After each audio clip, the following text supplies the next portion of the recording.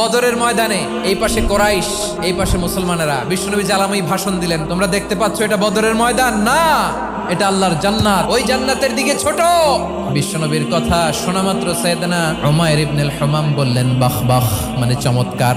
বিশ্বনবী বললেন মা ইয়াহমিলুকা আলা কওলিকা বাখ বাখ ইয়া উমাইর, আমার এই কথা শুনে তুমি কেন বললা বাখ বাখ?